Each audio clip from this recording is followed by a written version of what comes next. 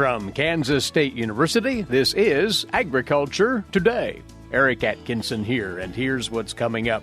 K-State's Scott Beyer will discuss the recommended protocols for protecting commercial and backyard poultry flocks from the latest outbreak of highly pathogenic avian influenza. It was confirmed in yet another Kansas county a few days ago.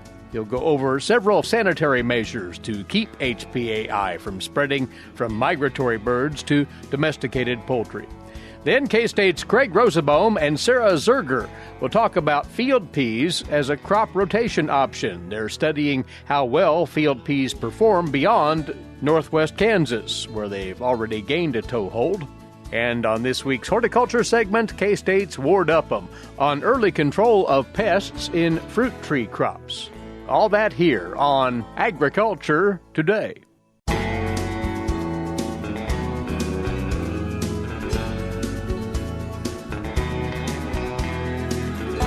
You're listening to Agriculture Today, and it's always good to have you along with us.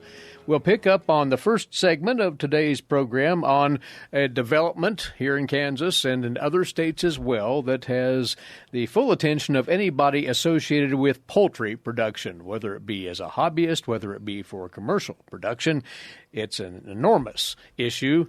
Highly pathogenic avian influenza, HPAI for short. You undoubtedly have heard about that in the news of late. And we've brought by Research and Extension poultry specialist Scott Beyer to talk over the situation at hand at this moment, Scott. And this really popped on the scene here actually several weeks ago, but this disease has now spread and has caused its havoc in multiple locations, right? It really has. You know, it started on the coast and kind of filtered its way across the United States and ended up here in the Midwest. And unfortunately, we've had a few flocks here in Kansas test positive. And we'll talk about the consequences of that. But what is HPAI? Well, it's kind of short for highly pathogenic, as you said. And what that means is there's lots of avian flus, lots of forms of this same flu. Some are low pathogenic, not all that worrisome. Some are high pathogenic, and in this case, highly pathogenic for birds, meaning that it's not good. We don't want it in the flock. We're going to lose some birds, so what we need to do is eliminate it. It has been confirmed how many counties in Kansas to date? Last I looked, 4 or 5. Unfortunately, we added a few more this week, small flocks, some larger flocks. So, comparing that to 2015, when we had our last outbreak, Kansas only had, I think, 2 hot spots. This time we have a few more. But, they're widespread. They seem to be, at this time, sporadic, which is good. There's no central theme going on. It doesn't seem like to me, anyway. The spread is largely, though, the flight of migratory birds. Is that correct? Well, we think it's a lot of them test positive. A lot of them have been, surveyed by various agencies, and we have a lot of positive samples. So we think it's wild waterfowl coming through. So it's associated with migration, and it has been in the past. And it's been this way around the entire world. It kind of follows the flight patterns of where birds migrate up and down as the seasons change, of course. That will also lend to getting past this problem, which we'll get into. When we look at chickens, when we look at turkeys, any poultry, again, commercial or otherwise, the symptoms can range from quasi-mild to lethal, right? Yeah, it sure can. It's usually symptoms of a kind of a common cold a little bit, stuffiness and some fluids and some rattling noises that birds will make. But it also can be some fairly healthy birds that just suddenly seem to fade real quick. And that's really concerning when that happens. And that's what the owner should look for, birds that are off their game, if you will, that are struggling with performance? Absolutely. You see a bunch of birds together, and if one's hanging back and it's looking a little slow and cold, kind of cold looking, feathers are ruffled, and, some extended symptoms are no egg production, poor egg production, not eating, but, those are kind of almost too late symptoms. We're kind of looking for those early changings in behavior. So that's why I like flock owners to always just kind of just be on the lookout for every day, if something's wrong. Consistently keeping watch on. So they know what's normal, and then all of a sudden they recognize quickly what's not normal. What we want to spend a fair amount of time on today in our visit is the thing that owners can do at the localized level, and that is practice as much biosecurity as possible? Absolutely. And it starts with putting as much distance between you and wild waterfowl as you can, particularly those people who have situations where they may have a mixed flock at home and they have wandering fowl during the day, including waterfowl. It may head out to the pond and then may mix with other animals around in the pond and then come back to your facilities. That's probably the worst case scenario. We really need to stop that. That means controlling the waterfowl, pinning things up. In fact, I've been recommending that if you can keep things indoors during this migration time. I know it's not a perfect situation. I know they're exposed to the environment still, but at least they're under cover. And so you do reduce your risk some. But keep your flock away from ponds and keep yourself away from ponds. Don't forget, you and your dog walking around a pond, especially your dog. I got a Labrador. He gets in the water all the time. When he comes back to you, they could be carrying that virus, even though the ducks aren't or geese aren't present on that pond. So be aware of that. Yeah. We tend to feed poultry in an open area at times. That's another potential problem in that migratory fowl might appreciate that feeding source as well. Oh, sure. And that's a habit I try to tell people. You try to only feed what the animals are going to use right now. Don't let it hang around, because when you're not there, you're surprised at what else is eating. And you're now a very expensive feed. So there's a couple of reasons why you don't want to do that. You don't want to attract wild animals or wild birds at any time of the day, because they're opportunistic. They'll come around and feed out of your feeders. And even if your flock, let's say you had bad luck and you had some birds that were infected, anything else that comes there is going to eat and then leave with that virus. Maybe your birds won't because they're in a pen, but those wild birds can leave and cause other problems. So we're trying to keep it home, so to speak. So this applies to backyard bird feeders, with those feeders still out from the wintertime and such? Yeah, I mean, there's in years past we were worried about that, but so far that hasn't been a major source. That if it has, it's been a bad luck, like small chicken flocks, and they haven't been the source of this issue. So far it's been large waterfowl. Those, Scott, who raise game birds commercially, are there extra sanitary steps that they might take as well? Yeah, they're a concern, because we've already had a commercial game bird farm in another state that was infected. And a lot of times, like pheasant producers, I worry about, because they have outdoor flight nets. And one thing I can say is, it's the beginning of season right now for next year. So eggs are about to start being put in incubators and things like that. And I said, if there's an opportunity to kind of slow down just a little bit, just not quite get them ready to go out in the field, maybe you hold them a little longer, maybe you set them a little later, when we can kind of let some of these migratory fowl clear. Maybe that first go around of raising chicks, if it's delayed enough, we'll just get out in the field, in a little more safe time. Mm-hmm. Keep coming back to when this problem passes naturally, and that would be as migratory fowl head further to the south and out of our range here. But do we have any history or any readings on that we could make at least a reasonable guess as to when that might be? It's different every year, and actually I was kind of hoping with this little bit of drought we're having, that where water is at and where it's not, a lot of times dictates how birds go up and down. That's why I was kind of hoping it would be somebody else's problem for a while. So it was more of a surprise this time. So I'm not sure. So many factors affect that. Just like yesterday we had wind and then snow this morning, good old Kansas weather. It's just so hard to figure it out. And you never know when these birds are going to stop and feed longer. Or if there's no feed locally, they'll move out quicker. That's really hard to put a finger on, I think. Right. What you're recommending to anybody at any level of poultry ownership is to keep these protocols in play for well into the spring, if not early summer. Absolutely. And I know the commercial guys, 2015 was our last big infection. They kind of learned some lessons, and they kept these things in place, strongly in place. And I think they're benefiting from that now.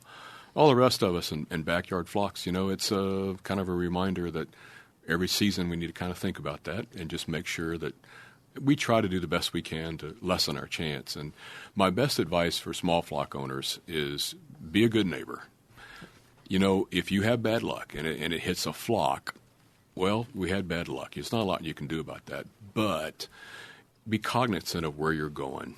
going over somebody else's house if you have birds that also has birds, or getting around, some kind of place where birds are being displayed, or walking around a city park.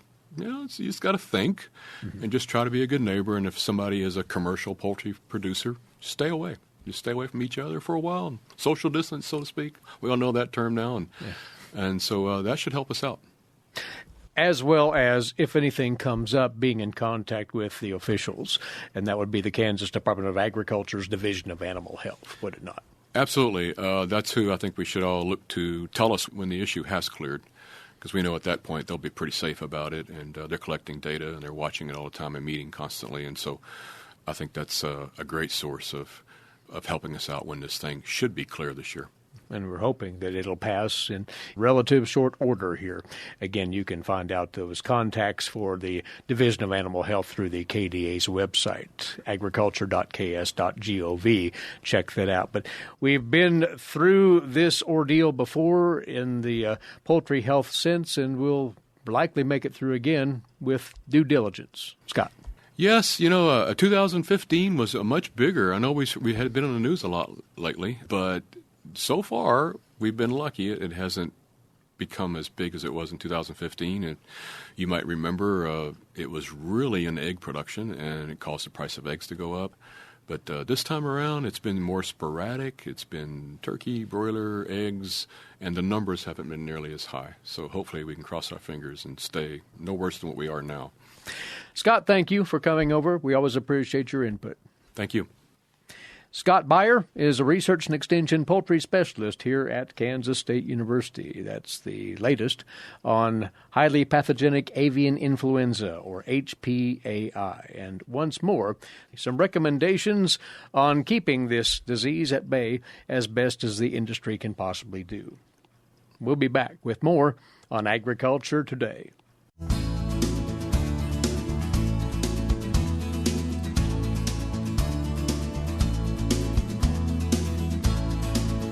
Agriculture Today continues now. We're going to let you know more about ongoing research out of the Department of Agronomy here at Kansas State University. It's constantly looking for cropping alternatives that might fit into our rotations here in the Central Plains. And the crop that we'll examine today has earned quite a few years of research interest here at K-State. Field peas. Joining us now, K-State Cropping Systems agronomist Kraig Roozeboom and one of his graduate researchers, Sarah Zerger. Why field peas? It's a common legume, but it's not traditional in Kansas, Kraig. Right. It's a relatively new crop, although it's been grown, I think, for a decade or more in parts of the state, primarily in northwest Kansas, and that's been spring peas. And Lucas Haig primarily, but others in that part of the state have done a lot of work with determining planting dates, seeding rates, varieties. He has run a variety trial in northwest Kansas in multiple locations. And it got some good information, and it's finding a niche. A market has developed in Nebraska, and we have existing markets in the eastern part of the state with the pet food industry. So economically, it makes some sense. And in those systems, primarily, it's been looked at as a fallow replacement. So you've got systems like wheat corn fallow or wheat corn sorghum fallow. Maybe you can put some field peas in a portion of that fallow and do a couple of things. One is use some water that might be going to waste. Yeah, fallow is intended to store water, but as you move later in the fallow, it's not that efficient anymore. So maybe make that fallow system a little more efficient. And the other thing it does is introduce a sorely needed legume in that grass-heavy rotations that we tend to have in our water-limited systems. One of the main objectives of the work that you two are conducting with field peas is to see geographically how much of a range they might have. That is to say, can they perform in places other than the northwest part of Kansas? That's right. One of the things we're looking at is, okay, they've had success in northwest Kansas. They've done enough work to kind of define the southern boundary somewhere in central Kansas. Has not been all that successful in southwest Kansas, and I don't know, honestly, how much it's been tried, how far east. And so we're looking at pushing those boundaries a little bit, both with new genetics of spring peas but also then looking at winter peas, including that in the mix. And currently, I'm not aware that we have any winter pea production commercially in the state, but varieties are now available that fit the market classes available to us and may have better winter hardiness than has been available in the past. Well, Sarah, if you would expand on the scope of this research then, where are you conducting it? Where are you testing field peas out? And within what rotations? Yeah, so we have 4 locations throughout Kansas. So we have a plot in Colby, Hayes, Scandia, which is west of Belleville, and here in Manhattan. And so we kind of want to look at the different rotations within each of those locations that are typical for that area and see what the impact is of the pea yields, how well they do within that environment, as well as how they impact subsequent crops. So in Colby, we have wheat, corn, fallow rotations typically, and so we're replacing our fallow with peas. In Hayes, it's wheat, sorghum, and fallow, so replacing fallow with peas. And then Manhattan and Scandia are both wheat, corn, soybean rotations. So can we fit soybeans in instead of after corn harvest? It'd be about the same time as our wheat planting. And how does that compare with a soybean yield? Although they are at different times of the year that they're planted and grown, but how does that yield compare both economic and yield-wise? So you're looking at the performance of the pea. You're also interested in some of the agronomic factors that growing field peas might bring to the table, right? Yes, correct. So we want to kind of look at some different management factors of field peas, so different agronomic implications that those bring, especially within our wheat, corn, fallow rotations, and how do our herbicide applications within our wheat and corn impact peas. So we have to look at different rotations and residual carryovers for our herbicides and what other herbicide options are there that we can use rather than the traditional atrazine or something like that. And then also within that, how do we control weeds within peas? So it's a lot different than soybeans. We don't have as many options for herbicide resistance traits within field peas, both winters or springs. And so we have to look at different options, going back to kind of traditional herbicides that we used to use in non-herbicide resistant traded soybeans. You say another aspect that you're really interested in combination with all of this would be the ensuing impacts on soil health, the nitrogen supplied by this legume, those sorts of things too. Yeah, so we also want to know, because this is a legume, how does this impact our soil's health? So does it add more carbon or nitrogen? How does that nitrogen-carbon cycling work? If it is adding nitrogen, which it is, how much nitrogen is being added and in what form? Is it going to be readily available for our next crops? And how long do we see those nitrogen additions into the soil? Do we see them into our corn yields or not? Those kinds of things. And then with our soil health, we've been looking at various parameters within soil health, so not just looking at just a traditional Haney soil test, but just specific factors of how much carbon and how much nitrogen and then different enzyme activities are also happening within the soil. Reminding this is an ongoing project. You're not at the finish line yet, but what are you finding so far as field pea performance on all of these levels? Yeah, so it just kind of depends on the variety. We've seen some varieties do better than others, given within the winter peas or the spring peas.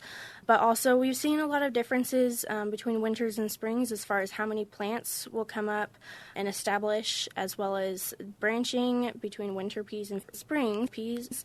Winters typically branch more than a spring pea will. So similar to like a winter wheat and a spring wheat, we see more tillering in winter wheats often. We also have seen differences in pod numbers per winters and springs, as well as seeds per pod. So we kind of want to choose the best variety for us based on, is it performing yield-wise, but also how many plants per acre can we establish continuously, consistently, and then how many pods and seeds per pod can we get from those varieties. So we want something that's going to be consistent year after year, rather than some years it's going to have, 1 seed per pod, or the next year it might have 4 seeds per pod. So we want something that's going to be consistent, because that's what we want in our field crops for Kansas. We want consistency each year. Well, that's some of the nitty-gritty. Kraig, the broader perspective, though, would be systematically how well will field peas fit and what conclusions can be drawn so far, if any. Right. Well, I mentioned the previous work documenting a slight hit on the subsequent wheat yield after spring peas. So far in our experiments, again, this is we've got 2 years of wheat yield data now in hand. 1 year, there was no impact. The wheat yielded the same whether it was soybeans ahead of it or at the 2 locations of soybeans or spring or winter pea or fallow versus any of the peas. And that was in 2020. And we're pretty sure what happened was we have canopy data to show that the wheat after our peas was actually looking better than after the soybeans at the eastern 2 locations. But then we had a late spring freeze in mid-April, a pretty hard freeze that really set the wheat back and kind of hit the reset button. So any advantage that some of the treatments had was erased, and so all the wheat yielded about the same. 2021, we saw in eastern Kansas, at the eastern Kansas, where we're comparing both winter and spring peas with wheat after those crops with wheat after soybeans, the wheat after the peas had a definite advantage. And in Manhattan, we had a 20-bushel yield advantage for wheat after peas versus wheat after soybeans. And so it was substantial. Up at Scandia, it was somewhat less, but still significant. Out west, haven't seen a big positive effect after the peas, but we really haven't seen much of a negative impact either. Well, you've gathered observations that are very important so far. You've still, how many years to go you want to look at this then? Yeah, so we started this back in 2018, and so hopefully we can finish this out by the fall of 2024. So we still have a couple more years to go. But hopefully by then we should be completely finished with this project and have most all of our data summarized and potentially make a recommendation for being able to plant field peas in different parts of the state and how far we can push that line of applicability for Kansas farmers. Well, encouraging signs from your work. Again, looking at field peas in common rotations further east in Kansas from the traditional region where field peas are being grown, and that would be the northwest part of the state. And Sarah and Kraig, we wish you well as you further this work for a couple of more years. Thank you for coming by. Thank you. Our pleasure. Kraig Roozeboom, Cropping Systems Agronomist, and Sarah Zerger, Graduate Researcher, working with Kraig on this field pea study, 4 locations in Kansas, and the viability of field peas in those crop rotations has been their objective in this work. We'll be back with more. You're listening to Agriculture Today.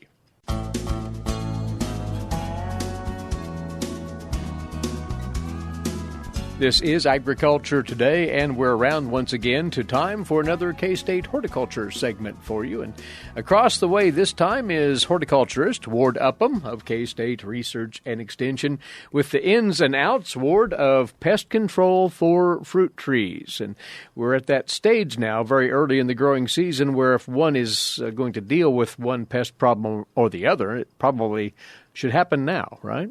That's right. We're getting ready for when you're really going to have to spray for certain things.